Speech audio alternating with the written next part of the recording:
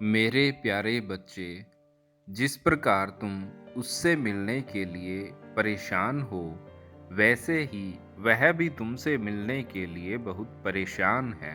कल रात वह तुम्हें बहुत याद कर रहा था और तुम्हें याद करके बहुत रो भी रहा था, लेकिन उसके मन में अभी भी बहुत ही दुविधाएं हैं।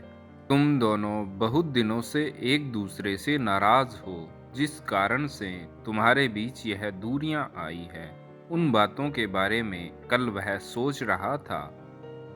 वह तुमसे प्रेम तो करता है, लेकिन पिछले कुछ दिनों से जो भी कुछ हुआ है, उन बातों को लेकर उसके मन में बहुत ही शंकाएं उत्पन्न हो गई है। रात को यही सोच रहा था कि क्या उस रिश्ते को आगे बढ़ाना चाहिए या यहीं ख़त्म कर देना चाहिए। इन बातों के बीच में उलझा हुआ है वो।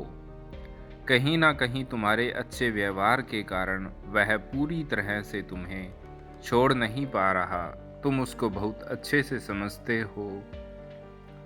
वह भी परेशान होता है। तुमने हमेशा उसका साथ दिया है। तुम हमेशा उसके साथ खड़े रहे हो जब भी उसने अपने आप को कमज़ोर और हारा हुआ महसूस किया है। तुमने सदैव उसका मनोबल बढ़ाया है। वह यह सारी बातें सोचकर एक सीधा निर्णय नहीं ले पा रहा है। तुम्हें लगता है कि वह तुमसे नाराज़ है, तुम्हें भूल गया है, तुमसे बात नहीं करना चाहता, अब तुमसे रिश्ता नहीं रखना चाहता। लेकिन इन सब का कारण उसके मन में चल रही उलझन और दुविधा है। वह इस रिश्ते को लेकर बहुत दुविधा में है। वह तुमसे प्रेम करता है, लेकिन आगे का सोचकर उसके मन में बहुत से विचार चलते रहते हैं।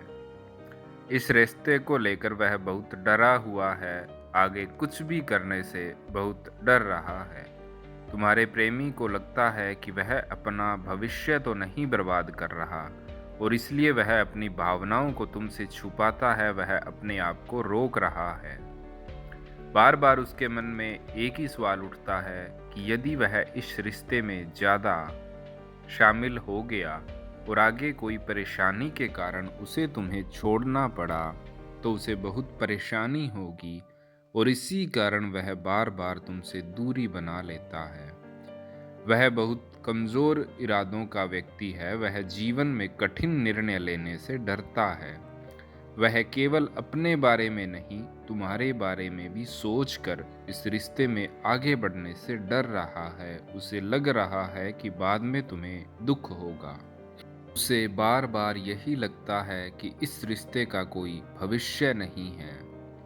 जो परेशानियां अभी आ रही है, वह खुद को उन परेशानियों से बाहर नहीं निकाल सकता। वह इतना मजबूत नहीं है कि वह इन सब का सामना कर सके।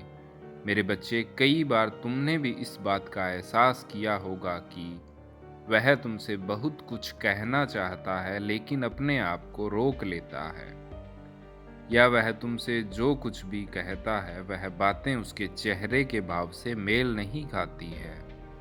ऐसा लगता है कि उसके दिल में कुछ और है, लेकिन वह तुमसे कह कुछ और रहा है।